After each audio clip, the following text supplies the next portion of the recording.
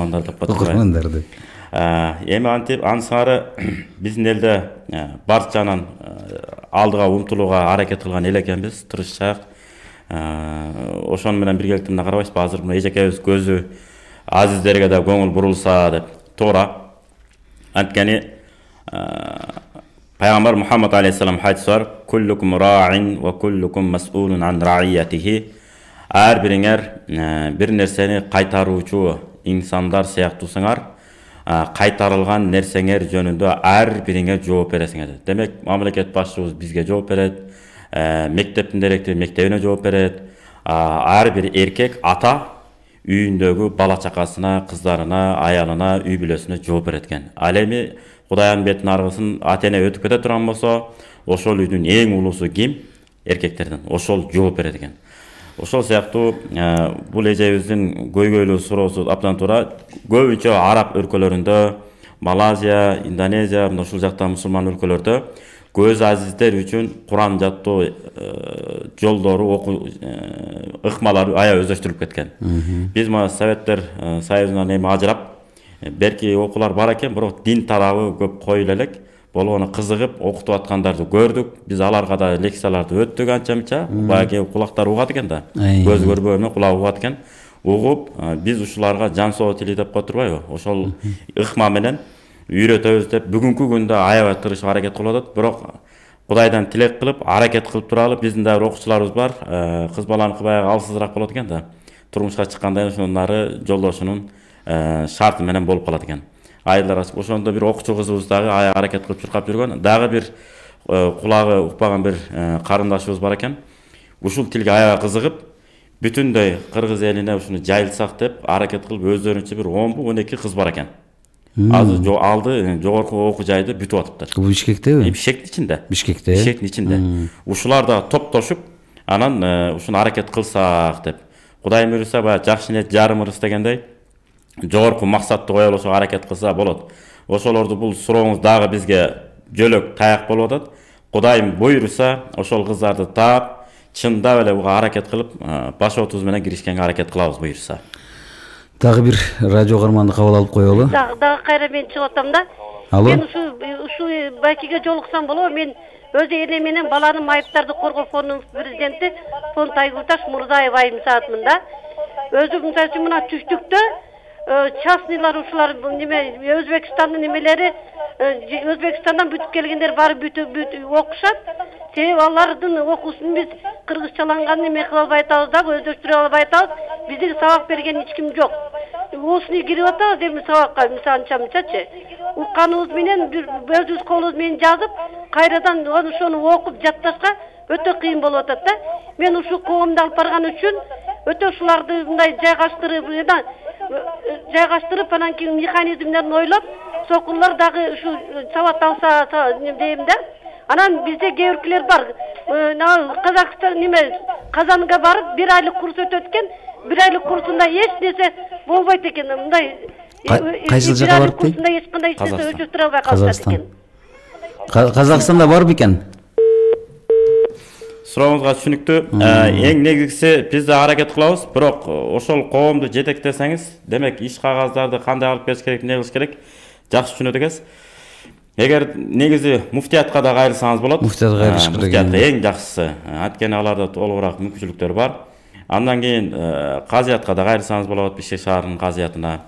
Эң негизгиси муфтиятка кайрылсаңыз, азыр бүгүнкү күндө чар тарабынан, социалдык жактан, илим жагын тейлеген, жанагы динди жеткирүү, жайылтуу жагынан тейлеген атайын өкүлдөрү бар. Ошол жактан Кудай буйруса чечип алсак болот. Бирок алар чечет деп отура бербей, биз дагы бул жактан аракет кылсак болот. Биз деле бул жакшы инициативаны көтөрүп чыгыш керек экен. Чынында, мисалы үчүн, бул нерсе мына азыр эле буга чейин сүйлөшүп эдик, араб тили грамматикасы кыргыз тилине жок деп, мисалы үчүн, а буга чейин мынакей азыр хадистер которулуп келди, Куран которулуп келди, эми акыйда китептери которулуп атат, шүгүр.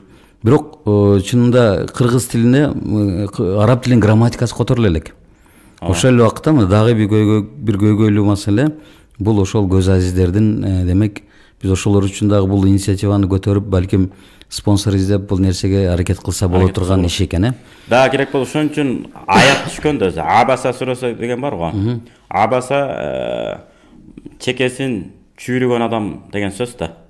Чекесин чүйрүп, жүзүн үйрүдү деген сөз. Жүзүн үйрүп бияка буруп кетти деген. Баягы аят башталат эмеспи? Бисмиллахир-рахманир-рахим. Абаса ва тавалла ан жаахул а'ма. Баягы сокур киши, көз азиз киши келген кезде, пайгамбар Мухаммад алейхиссалам бул эмнени түшүнбөк эле, эмнени илип кетет эле дегенсип, андан жүзүн үйрүп, нарактагы аттыбаштуу кишиге эмне кылат, аракет кылат. Ушул ислам динин кабыл алышына ушуга аракет кылайын деп. Ошондон Алла Таала ушул аятты түшүрөт. Ал ислам динин кабыл алабы, же көз азиз киши исламды кабыл алабы, сен каяктан билесиң депчи. Ошондуктан бул өтө маанилүү. Кандай 6 саны аман, көзү көргөн, кулагы уккан, жүрөгү соккон адамдарга кам көрүү кандай зарыл болсо, көз азиз, кулагы укпаган, буту кол менен ээн эркин баса албаган адамдарга көңүл буруу так ошондой шарт жана парз ар бирибиздин милдетибиз бул. Кудай берсе аракет кылып, Алла разы болсун. Бата тилек кылып турсак. Максат өткөнкү биз келген жерден баштайлы. Бул ошол биздин намаздын сырткы парздарына келгенбиз. Аврат жери ошол убакта кыблага беттенүү, ошол убакытта убакыт, намаздын убакыттарын, анан кийин ниет болтуруп кетели. Аврат маселесине токтололу. Аврат деген өзү эмне? Эркектин авраты кандай болуш керек? Аялдык кандай болуш керек? Балагатка жеткенден кийин же балагатка чейин деле ушул нерсенен башташ керекпи? Бул боюнча Алла Таала Куранда айтып атпайбы? Бисмиллахир-рахманир-рахим. А'раф сүрөсүнүн 31-аятында бисмиллахир-рахманир-рахим. Хузу зинатакум деп. Укмуш сонун айтканда хузу зинатакум инда кулли масжид. Абириңерди ар бир мечитке барганда ала жүргүлө деген сөз. Анан абир дегенде кандай бул десе тафсирде берип атат. Абирдин өзүн алып нерсе кылып көрсөтө албайсыз да. Өтмө мааниде айтылып калган. Ошондон максат бул кийим дептир.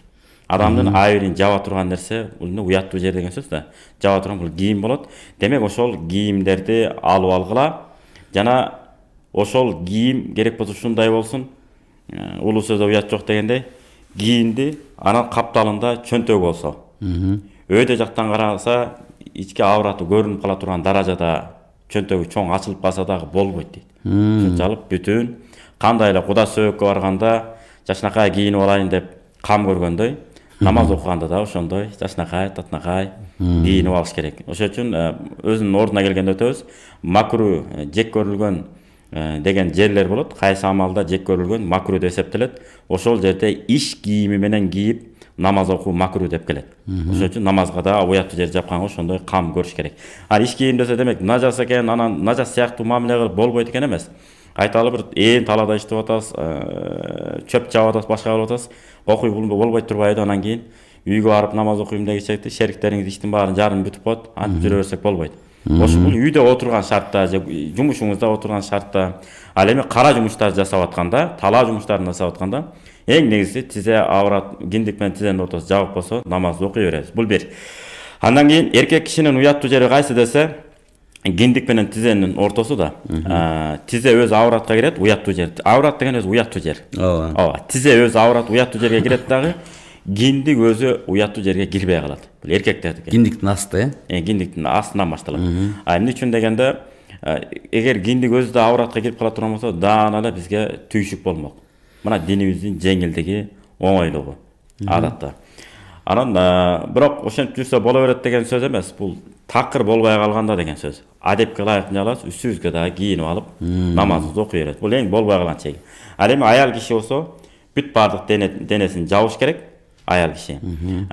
Болгону бетин, колун, анан бутун ачып койсо боло берет. Ошо намазын окуй берет. Эми бул жаш балдар, кыздар үчүн кандай? Жаш балдар үчүн аврат деп эсептелбейт эч жери. Жаш балдар, кыздар үчүн эч кандай аврат жок. Алар үчүн аврат. Алар качан мукаллаф болгондон кийин, бойго жеткенден кийин, эрезеге жетет, балагатка жетет, андан кийин анан ошого көңүл буруш керек болот.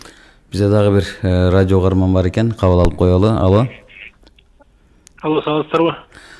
Алейкум ассалам, өзүңүздү тааныштырып. Ассаламу алейкум. Менин атым Марат. Марат байке. Сурооңузду бериңиз. Сиз түз эфирдесиз. Намаз боюнча. Могу күндүзгү намаздар бар го, бешим, асырдар. Бешим, асыр намазы. Ошо такбир, анан таслим ичинен купуй айтса болобу? Эне үн чыгарбай элечи. Жалгыз окугандабы же кандай?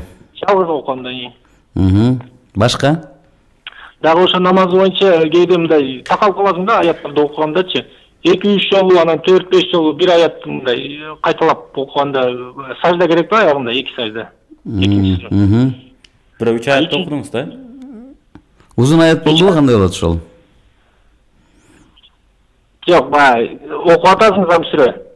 Анан бир такалып калдың же унутуп калдың, анан 2-3 жолу окуйсуң бир аятты кайталап кечке. Түшүнүктүү. Дагы башка сурооңуз барбы? Мурас боюнча бирөө өтүп кетти да, бирок өтөрдөн мурда шарт коюп атат да, мына акча калтырып атам. Ошо акчаны көмүп атканда кафе бересиңер, анан тиңде мындай, короче. Ошо мен угуп калдым да, что 30% ошо шарт боюнча жумшалыш керек экен, а 70% Мураска калыш керек экен, бөлүштүрүш керек экен депчи. Ошону түшүнбөйбүзбү кийинирээк, Ошо Мурас боюнча. Мурас боюнча. Суроосу болду. Ооба. Макул, рахмат, Алла разы болсун. Негизи жана аврат боюнча сөз кылып келип атпадыкпы? Азыр аны улантабыз. Тууганыбыздын суроосуна жооп берүүгө аракет кылалы. Негизи жалгыз окусаңыз, коомат айтуу шарт эмес. Негизи эле азан менен коомат намаздын шарттарына кирбейт. Эмне үчүн баягы купуя айтсам болобу деп, балким айланасында адамдар бар, же болбосо ыңгайсыз болуп аткандыр. Ошол үчүн суроо берип атат да. Хидаяда келет. Жалгыз окусаңыз, кооматты жокто окусаңыз боло берет. Анткени коомат айтуудан максат отурган жамаатты намазга тургузуу дейт. Намазга тургузуу. Икамада өзү тургузуу деп которгондо. Ал эми азан айтуудан максат айланадагы адамдарды ошол мечитке чакыруу деп. Ошон үчүн намаз азан каяда сүннөт десе, 5 маал жамаат менен намаз окулган жерлерде дейт. Ошол жерде сүннөт болот. Берки такбир, тахримдердеги үндү чыгаруу. Үнүн чыгарбайт эле, өзү укса болду негизи. Мен ушу кээ бир жерлерге барып калам, жалгыз окуп аткандарды көрөм, үнүн чыгарып окуп аткандычы мындай. Анан түшүндүрүп айтабыз да, сен ошондой да болмок беле депчи. Жанагы жалгыз окуп атат, бирок окуганда пешим намазын окуп атат, Аллаху акбар деп үнүн чыгарып атат да. Бирок үнүн чыгарганга ыңгайсыз болуп окуп атат өзүчү. Ошол убакта адам ичинен эле купуя окуса да жарай берет. Экинчи суроосу жанагы сүрөлөрдү кайталап алып атам, тиги болуп атпайбы? Мисалы Алиф лам мим Заликал китабу ла райба фиги худан лил муттакин дегенден таппай калдыбы? Hudan lil muttaqin, qara hudan lil muttaqin allazina yu'minuna bil g'ayb nar bulap ketdi da. Demek ошол аят кайталанып калышы менен, кайталанып калуусу менен жаңылуу сеждеси милдет болбойт. Хидаяда келет, эгерде бир адам намаз окуп атат, сүрөнү таппай калса, ушинтип Бакара сүрөсүн баштады, таппай калды. Таппай калса, дароо Набай сүрөсүнө өтүп кетсе болот, же Духа сүрөсүнө өтүп кетсе болот. Айталы мисалы, жанагы эле Алиф лам мим Заликал китабу ла райба фиги худан лил муттакин деп катып калды. Эчтеке жок, мээсине келбей калды. Инна лил муттакина мафазан хадаиqa ва а'наба деп нар көздөй өтүп кетиш керек. Ошо янтакилу иля аятин ухра дейт. Хидаяда. Эгерде бир аятты таппай калса, башка аятка өтүп кетсин дейт. Башка сүрөдөн. Башка сүрөлөргө, башка аяттарга өтүп кетсин. Эч нерсе болбойт, намаз бузулбайт. Бирок берки өзүн окуган аяттар эгер 3-3төн көп болгон болсо, кыска эмес. Эми баягы эстеп кетиш үчүн кайталап кетсе деле эч нерсе болбойт, намаз бузулбайт. Рүкүгө кете берсе болот. Рүкүгө кете берет. 3 аят толгондон кийин болду, анан нары улайм деп кыжалат болбой эле болсо. Себеби туура суроо бердим. Кээ бири мисалы Набай сүрөсүнө чуп алган, жаса Ясин сүрөсүнө. Биринчи мубинди бүттү. Мубинди. Анан экинчи мубинге өтөт. Вадриб лахум маталан асхабал карьяти ин жааха ал мурсалун деп анан таппай калды. Рүкүгө кете бериш керек эле, жок, тура берет да дагы эле. Вадриб деп кайра. Таппаса деле. Ошондо учурда кереги жок. 3 аят көлөмчө окуду, 3 аят же болбосо 3 аят көлөмүнчө бир узун бир аят окуган болсо болду, токтоосуз рүкүгө кетиш керек. Эмне кылат? Элди кыйнап, өзүн да кыйнап, нар уланып кете бериш керек. Ал эми мурас темасы туура өтүп кеткен адам айталы 90 миң сом акча топтоп койгон. Ушуну өтүп кеткенден кийин кайрымдуулук кылып элдерге иштетип койгула деп бала чакасына калтырды айталы 90 миң сом. Ошол айтып кеткен мурасы байлык маселесине келгенде сөзсүз түрдө 3/1 аткарылат. Ана 3/1 аткарылат дегенде эле мисалы Куран хатым кылып койгула десе, мисалы башынан аягына окуп койгула балдарым. Ана мага батат эле кылып коесуңар. Десе, 3/1 аткарылат деп мына Куран 3/1 окуп койгон калган окуйбуз деп койгондо эле болбойт. Мисал да. Же болбосо бир сууну чыгарып коюп койгон. Анан ошону тазалап эле коюш керек мисалы. Ушуну тазалап койгула десе, жок атабызга 3/1 гана аткарылат, мурас ушундай экен деп, 3/1 тазалап койбош керек да. Аягына чейин тазалап койбош керек. Колдун кири да аткарып кое берет. Бул жерде байлык маселесине келгенде, ооба шарият боюнча ушундай Ханафи фикх китептерине келет. Мухтасар болсун, Шарх Куйдун, Хидая болсун, жана башка Мабсут болсун, башка китеп, бардык китепте ушундай келет. 3/1 гана аткарылат. Демек, ошол 90 миң сомдук, жосо 90 койду айтты. Ушуну садака кыласыңар деп. 30 коюн гана садака кылат. 60 коюн кайра калган балдары, кыздары эмне кылат? Баягы өзүнүн эреженин негизинде бөлүп алышат. Ошон үчүн ошону аткарганда берки атасынын арзуу тилегин аткарбай койгонго жатпайт экен, боло берет экен, нормально. Боло берет. А эгерде муктаждык жок болсо, айткан мурасын талаптарын баарын аткарып койсо, нур үстүнө нур. Болгону атаңардын мурасын аткарам деп өзүңөр кыйналып калбагыла деген эле сөз бул. Ошо аталардан калган мурас жөнүндөчү, Бакыт мырза, бизде Кыргызда ошол ата эне өлгөндөн кийин эң кичине кенже баласына калып калат бардык нерсе. Бизде салт башкача, үрп адат башка. Ошондо эми кыздардын акысына кирген болобу, эмне болот? Bizde çoğun balasına uy salıp beredi. Kiçineke balası özü tınçıgat tağın bir yerden uy satıp alıp eптеп yaşap ketedi.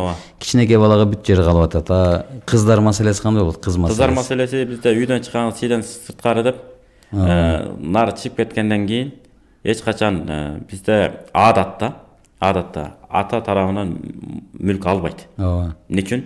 Себеби күйөөсүнүн ортосунда дагы проблема түйшүк жаралып кетпеш үчүн. Айталы атасынан бир 3 бөлмөлүү үйдү мурас кылып алды. Атасынын байлыгы көп болуп, мисалы. Анан ушул үйгө барып жашабайлыбы кышкысын десе, күйөөсү айтат да, эмнеге деп. Анан эми жөн эле ушундай жашап кайра келип калабыз. Мен бекер үйүп тургандан кийин барбайсыңбы деп атасыңбы деп анан ыры-чыры ошо менен көбөйт. Ошон үчүн керек болсо устукан берип атса дагы, бизде эч качан кыз тарапка эмне кылган эмес, устукан берген эмес. Турмушка чыгып кеткен кыздарына. Койдун төшүн, уйдун төшүн, ошо анан бир-эки жиликти мындай ыкташтырып энелер. Кошуп туруп анан берип жиберип турган. Эмнеге? Төшөт келиптир деп анан билинбейт экен да. Бирок мурас маселесинде акы маселеси кандай болуп калды ошондо? Акы. Жок, эгерде алар кечип жиберген болсо, ошо биз ыраазыбыз. Ошондуктан бизде жакшы адат бар. Бала чакасы бир туугандары баары биригип эмне кылат? Келишим кылышат кээде. Ооба. Кээде эң кичүү баласынын жубайы келинчеге ылайыксыз чыгып калып, же болбосо ылайыктуу чыкса деле кесибине, талантына, өнөрүнө ылайыксыз келип калып, эң улуу келини үйдө отуруп, үйдө тиричилик кылганды жакшы көрөт мисалы. Чарба менен ыңгайлуу болуш. Кичүү келини илим өнөрү, дагы башка бир нерселерге таланттуу болуп чыгып калып, ал шаарды көздөй кеткенге туура келип калышы мүмкүн. Андайлар бар. Ошол учурларда эмне кылат? Баары чогулат дагы. Андай үй-бүлөлөр биз райондо 6 жыл имам болдук, көп көрдүк андайларды. Ушинтип келишип берип койдук, туура эле болобу деп сурап келгендер көп болот. Келишет экен дагы, ага, жеңе, сиздер ушуга ылайык эсе, же болбосо инисине айтат, иним, келин бала, эчтекени албайбыз дагы, башка да кылбайбыз. Ушунун баары силерге калсын, биз ыраазыбыз. Дей турган болсо, маселе жок. Анткени эртең келди кеттинин баардыгын кайра эле жана үйдү ким алып калган? Ошо көтөрүш керек. Ошонун мойнуна түшүп, ала турган мурасынан да 10 эсе көп болуп кетиши мүмкүн да. Анткени анда окуялар болгон да биздин бир туугандарыбыз бар. Эң кичүү иниси алыш керек эле. Жандан улуу агабыз алган. Дагы калган бир туугандар бар кетип калды. Анан кийин кей отурбайбы? Мага үй калды эле, жыргап алып калыптырмын. Мен муну билгенде албайт болчумун деп. Анткени баягы көп бир тууган да, 10 бир тууган сыяктуу. 10 бир тууганга барып калат о. 10 жактуу. Кудай өмүрлөрүн узун кылсын. Баары топтолгондо эле сөзсүз мунун мойнуна түшө берет экен да. Эчтеке алып келишпейт деп коет. Тамашалап. Анысары келишим менен беришкен болсо бул дурус болот, ыраазы болот. Эми хадисте келсек, жана аврат маселесинде. Аврат. Пайгамбар Мухаммад алейхиссалам мындай деп атпайбы? Муру сибьянакум бис-сала фи 7 синина. 7 жашка жеткенде намазга буйругула деп. Демек, кийинтүү ушу 7 жаштан башталат негизи. Авратка кирбесе деле. Үйрөтүш керек, Үйрөнүш керек. Адаттаныш керек. Адепти үйрөнүп башташ керек. bir nерселерге жумшалып тийүү башталат экен да. Вадрибухум алайха фи 10 синина. 10 жашка жеткенде том моюнду кылса, кичине какус кылып кое бергиле дейт. 10 жашка демек 3-4 класстарда. Андан кийин болсо болбой калат да. Ва фарриqu байнахум фил мадажи. Ошо 10 жашка жеткенде демек жата турган жерлерин да бөлүп салгыла дейт. Ортоңор калып жатып албагыла дейт да. Ата-энечи. Жок дегенде чекелетип, нары чекеге. Бирок өздөрү менен өздөрүнө кошпой, алардын төшөктөрүнө бөлүш керек. Бөлүп жаткыш керек. Бөлөк Айтып мазат жата турган жерлерин деп атат. Жата турган жерин деген жок. Жатаган баарын бир жака бөлүп койсо болмок да, жок. Жата турган жерлерин да. Колдон келсе кыздарды өзүнчө, балдарды өзүнчө жаткырып, анткени баягы хадистерде келет эмеспи? Бактылуулуктун белгиси 4 деп. Биринчиси мыкты аял, мыкты уна, жакшы кошуна, анан кенен үй деген. Кенен үй. Кенен үй десе анандай 3 кабат 4 кабат кылып салып алып, анан жылыта албай кейип $1000, $1,500 чейин ысык жылуусуна кетип калат го. Сыртынан жылтыраган, ичинен кылтырап отурган кереги жок. Ба жашай тургандай үй болуш керек. Анан кайра кошумча ва ида завважа ахадукум аматаху, кайра ушуга келет. Эгерде үйлөндүрө турган болсо, эмне кылсын? Өз теңине үйлөндүрсүн деп туруп, бул хадиске кошулат дагы. Кайра айтат. Фала янзур ила ма тахта дуна сурра ва фаука сурра. Киндик менен тизенин арасын эч качан карабасын. Бул уяттуу жерге кирет. Буга эч качан карабагыла деп пайгамбар айткан. Жана ошондой эле кээ бирлери жоон санды авратка кирбейт деп коет. Бул аалымдар арасында талаш тартыштар бар. Мисалы Имам Малик мазхабында макру деп келет. Макру деп келет алар. Бизде түз эле арам деп келет. Ошон үчүн азылыкка барганда жаман көрүп да карабашыбыз керек экен да. Карапайым келишет башта, сонун кишилер да, инсандар, алтын инсандар. Жөнөкөй болуп коюп жүрө беришет. Бакытсыз рахмат, Алла разы болсун. Ошондой инсандарга да жакшы көз караш менен карап кое беребиз. Анан кийинки суроого өтөлү. Андан кийинки биздин эмебиз кыблага беттенүү, кыблага жүздөнүү. Бул намаз окуганда намаздын фарздарынан бирөөсү кыблага жүздөнүү. Эгер биз кыблага жүздөнбөй башка жакка карап намаз окубасак, демек намазыбыз намаз эмес дегенди билдирет. Биздин эмеде реклама жарыя бар экен, ошого бир убакытты бөлүп туран кайра уланталы. Кайра уланталы. Марал үналгыс.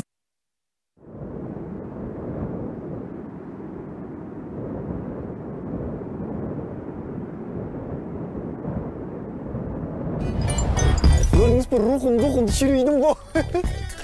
Йо, бактаке, не бой негизи.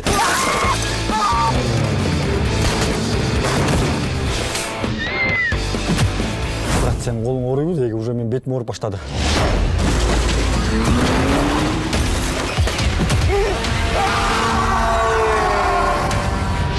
Бакбеке, онун баары бүткөндөн кийин молдого көрүнүп коелучу.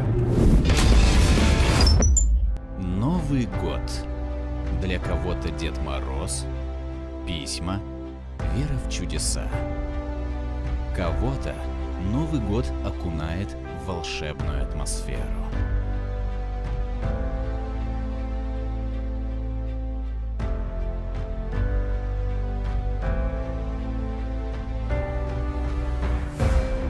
Для кого-то еще один повод провести время вместе.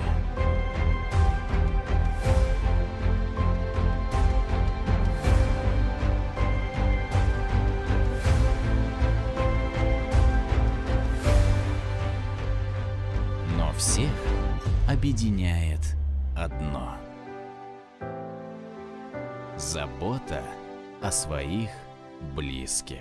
Сонун. Подарок в каждый дом.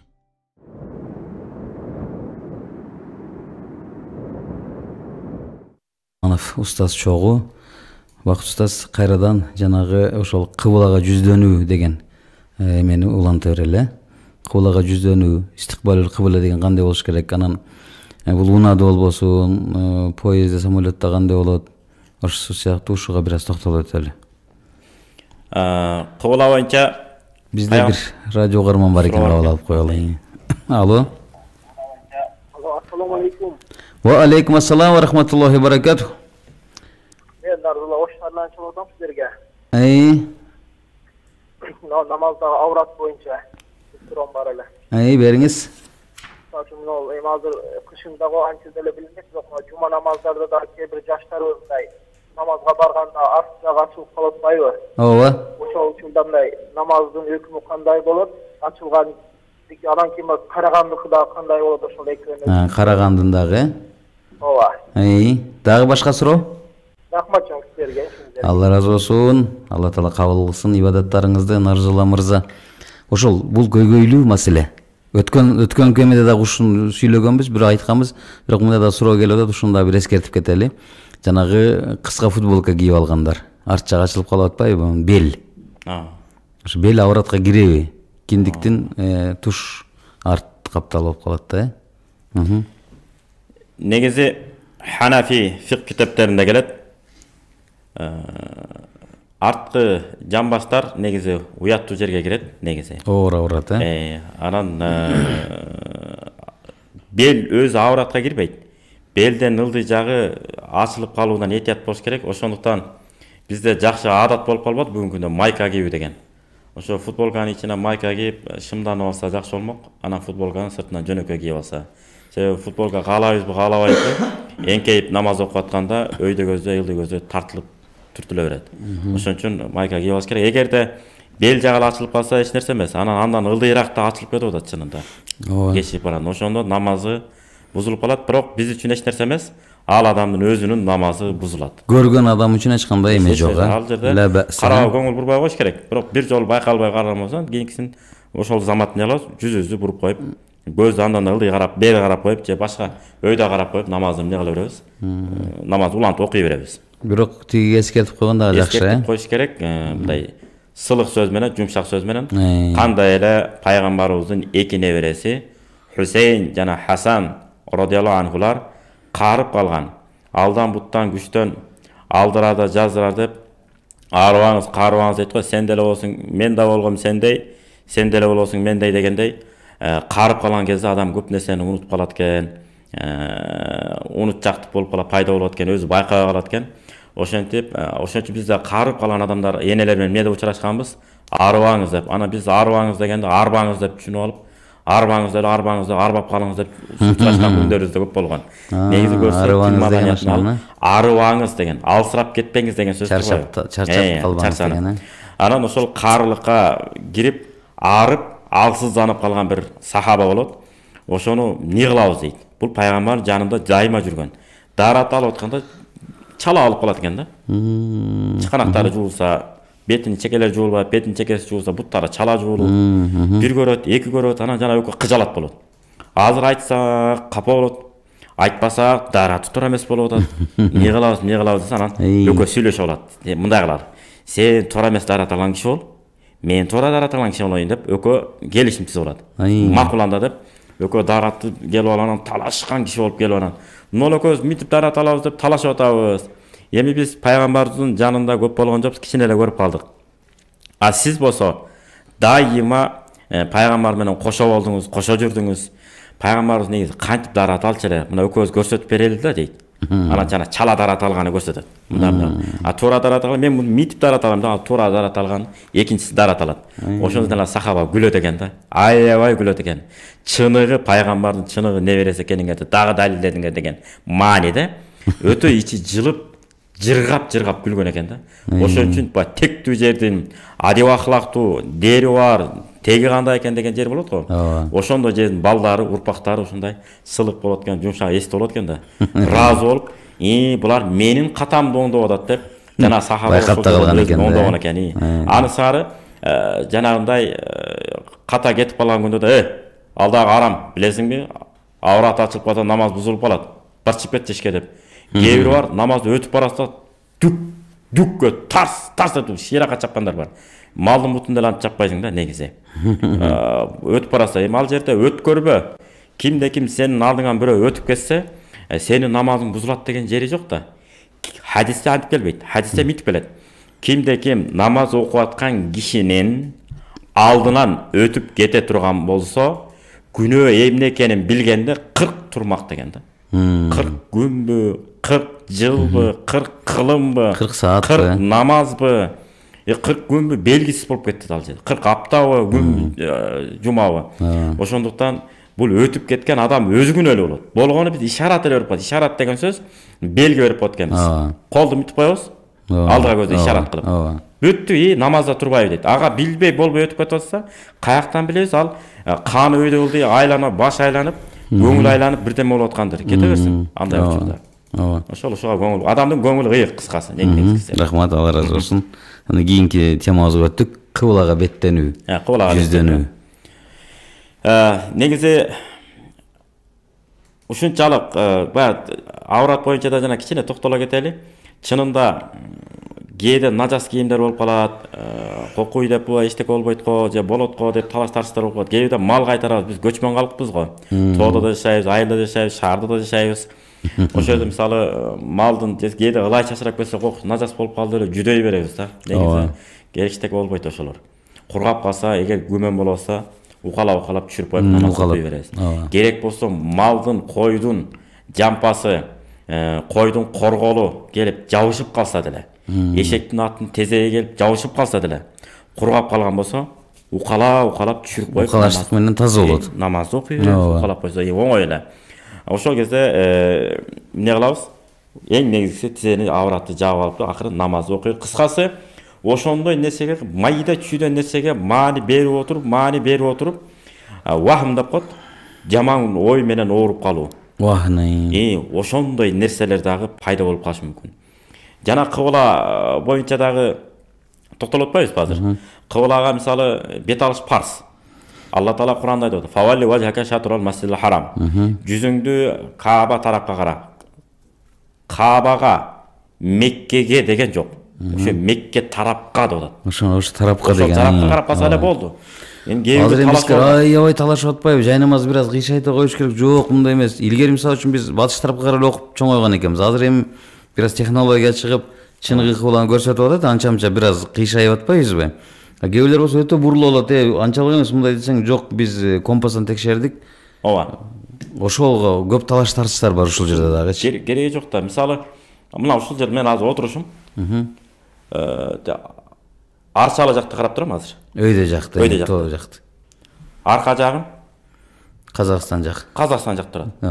Кыбыла жагымда Ош базар жак турат. Ош базар жак. Күнчүгүс жакта айталы Учкун. Аламидин деп коет. Аламидин эң оңой түшүнүктүү болуш үчүн. Мен азыр карап туруңуздар. Мына тейип турсам, Аламидин жакка кыйшайып карап турат дейсиз да. Ооба. Ишигил Аламидин жакка карап атам. Аламидин тарапка деп. Карап атам мындай. Ош базар жакка деле мындай кыйгаштап турсам, Ош базар жакка кыйшайып карап турган дейсиз да. Ооба. Ош базарга караган жок дей албайсыз да. Мен мисалы ант берсем, мен Ош базарды карабайм азыр депчи. Мынтип карап койсом, сен антым сынган жок, мен Ош базарды түз өзүң караган жокмун да, мен кыйшайып карадым да деп айта албайм да. Ооба. Ошол сыяктуу кыбылага деле мындай жүздөнүп калса болду. Жарайт ошол. Бул бир маселе. Экинчиси, унада кетип аткан болсо, кандай кылабыз десе? Радио Караман берген кабыл алып коелу, ушул жерден баштайбыз, Алло. Ассаламу алейкум. Ва алейкум ассалам ва рахматуллахи ва баракатуh. Өзүңүздү тааныштырып сурооңузду бериңиз. Мен Мирбек, Бишкек шаарынан. Мирбек мырза, угуп атабыз. Сабактардан да угуп аттым эле, баягы кийим нажас болуп калса деген маселе азыр дагы козголуп кетти, кичине ошого карай бир суроом бар эле. Баягы заара ушатып аткан маалда көз көрүп калды, шымга чачырап кеткеничи, өтө чоң эмес, бирок чачырады. Анан ошону шымды толугу менен жууш керекпи же именно ошол жерде эле жууп койсо болобу деген маселе болуп атат бу жерде. Рахмат алдына. Дагы башка? Түшүнүктүү. Суроо түшүнүктүү. Негизи афу деген нерсе бар. Кечиримдүү деген сөз. Кечиримдүү. Шариатта. Мисалы 40 койго закет бериш керек. 40-чы койду бересиз да. Эгерде 30 кой болсо, закетти берүү сизге парз эмес. Кечирилген деген сөз. Анан 40 койдон бүттү. Мисалы 5 төбөңүз болсо, 1 кой беришиңиз керек. 10 төбө болсо, 2 кой беришиңиз керек. Бирок сизде 9 төбө бар. Эмне кыласыз? 1 эле кой бересиз. Берки 5 менен 10 деген сандын ортосундагы 4 төбөгө бербейсиз. Аны афу дейт, кечирим. Ошол сыяктуу суюк нажасат болсо, ар бир адамдын өзүнүн колунун алаканы бар го. Суу куйганда канчалык турат? Ошо токтогончолук көөлөмчөлүк нажас жукканга чейин болсо эч нерсе болбойт. Анткени адатта биз мындай нерселерден алыс жүрө албайбыз. Кээде болуп кетет.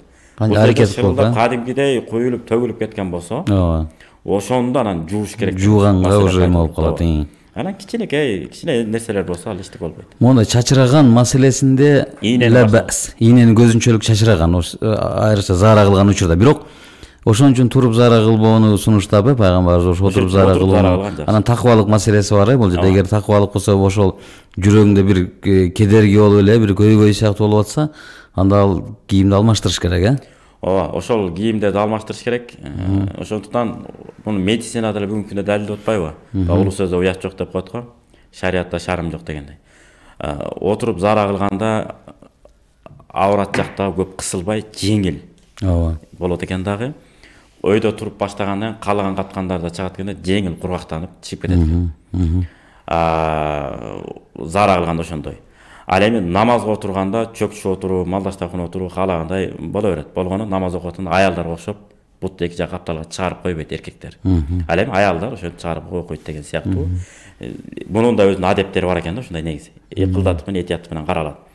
Ал эми жанагы сурообузду кайра улантсак, унаада кетип аткан болсо, үзүр себебинен унаада кеткен бойдон намаз окуса болот деген маселе бар. Ооба. Ал кандай десе, жер баткак болсо, сежде кылайын десеңиз, бетиңизге, көзүңүздүн бетиңиз немеге кирип кетет, ылайга кирип кетет. Ошо даражада. Же үшүк алып кетиши мүмкүн, сизди суук тийип калышы мүмкүн. Ошо кезде унаңыздан түшпөйсүз. Же минип бараткан унаңыз улоо болсо дептир. Ушунда оолугуп турган ат. Ат. Гүлүк аттар, жорго аттар болот да. Баягы эртөштүктө келгендей, минсем түшө албайм, түшсөм мине албайм дейт го. Ошол сыяктуу ат болсо да бул. Ошол кезде улоо болгондон кийин карматканга баягындай азоо деп коет. Азоо эч бир оңой менен. Мисалы үчүн көлдү көздөй кетип атабыз, могул жакты көздөй, чыгышты көздөй дейли, автобус менен. Пешим асыр намазын окуш керек. Мисал болот да ошого. Ошондой оолугуп жулунган ат болсо дейт, илгери машина болгон эмес да, транспорт болгон эмес. Анан ошондо токтотуп калуу мүмкүн болбосо, ошонун үстүндө минип кетип аткан боюнча кыблага карабаса деле намазыңызды окуп кете бериңиз. Кетип аткан жагыңды карап. Кетип аткан жагыңызды карап. Же токтотуу мүмкүн болбогон. Эми ошол буга кыяс кылынат. Өзү шариятыбызда 4 баскыч бар. Куран, хадис, ижма, анан кыяс. Салыштыруу. Эми кетип аткан бир 40 кишилик автобус менен кетип атасыз. Жалгыз сиз намаз окуйсуз. Анан токтоткула, мен намазымды окуп алайын деп элдин баарын токтотуп кыйнай албайсыз да. Ооба. Кетип атат, саатына саат жүрүш керек. Кээде Казакстанга жүрүп калат, Россияга жүрүп калат. Эки жакка чыкпаган көр такыбалык кыла берген болбойт да. Үйдө жатып, төшөктө жатып айта берет, мындай кылса болот да, тигинсе болот да деп. Эки жакка чыккан адамдар билет. Биз Сахалинге чейин иштеп келгенбиз. Билебиз, аяк суу, төшкө чейин, киндикке чейин карлар жайт ушунчалык. Оор суук. Анан биткен кийип жүргөн бут кийимибизге мас тарткан болбойт деген ошол жерден болот деп калат да, ошол жерге барганда. Анан бут кийим асты таза болгондон кийин болду да. Кызылаш жаап тургандан кийин алгач бутуңузду жууп, анан кургактап анда дагы. Анан байтамаңызды анан кийип алып, бут кийимиңизге мас тартып намаз окуй бересиз. Ошол сыяктуу бөлөк эле жакка кетип атса, ошо окуй бересиз. Экинчи далил Абдухай Лакнавийдин Шарлукаяга жазган хашиясы бар. Умдат Риая деген китеп келет. Ошондо тоосунга минип алган болсоңуз дейт, экинчи мисал. Тоосунда каяка барат? Суунун агымы күнчүгүш эмес жакка кетип атса. Күн батыш кыбла тарапка эмес. Күнчүгүш күн батыш эмес бул жерде. Ар кайсы жердин климаты ар башка да. Кыскасы кыбла эмес жакка тескери кетип атса, теңирден тескери дегендей. Тескери жакка агып кетип атса, аккан тарабыңа карап сага кыбла болуп калат дейт. Ошол жакты карап окуй бересиз. Бул экинчи сүрөт. Үчүнчү сүрөт, бир жерден үңкүргө кирсеңиз, кыбла карап намаз окушуңуз керек эле. Үңкүрдүн оозу кыбла эмес жакка кетет. Ал жактан жырткыч жаныбарлар келип калышы мүмкүн. Эмне кылат? Ал кезде сиздин кыблаңыз жырткыч жаныбар жак болуп калат экен. Ошо жакты карап окуйсуң, а? Душман тарабыңыз болуп калат да. Арыстан келеби. Артты карап окусаң артынан келип калбасын. Келип калган өзүңүзгө жаназа окуп. Туура. Кудай сактасын. Алла разы болсун, урматтуу Бакыт устаз, бизге бөлүнгөн убакыт аягына жетип чыкты. Кудай буюрса, кийинки жолугушканда кайра эле ушул убакыт боюнча сүйлөшөлү. Ошол убакытта угармандарга бир эме берип кетели. Убакыт боюнча, убакыттын тактыгы боюнча ушул эле кыбла боюнча да кошумчалайбыз. Анан ниет. намаздын убакыттарын кантип билишибиз керек, ошол эле убакта ниет боюнча анан намаздын ички парыздарына киребиз, Кудай буйрса. Демек, урматтуу телекөрүүчүлөр жана радио угармандар, сиздер менен ошол бир аз жүз көрүшкөнүзгө сүйүнүчтөбүз. Келерки жумада көрүшкөнгө чейин аман туруңуздар. Ошол мамлекетибиз, Кыргызстаныбыз ар дайым өнүп өскөн эң алдыңкы мамлекеттердин катарында болсун. Биз ошого көптөгөн дуаларды кылуу менен бирге, көптөгөн иш-аракеттерибиз менен фи'ли дуа аракеттенип, өзүбүзгө түшкөн, мойнубузга түшкөн иштерди так аткарганга аракет кылышыбыз керек. Ошо менен бирге иншаллах ибадаттарга бекем болуп, өзүбүздүн ошол Кудай Тааланын буйруган буйруктарын, пайгамбар саллаллаху алейхи вассалам калтырып кеткен мурастарына ылайыктуу бир инсан болуп жашаганга баарыңыздарды чакырып кетебиз. Дагы бир жолу жүз көрүшкөнгө чейин, ассаламу алейкум ва рахматуллахи ва баракатух.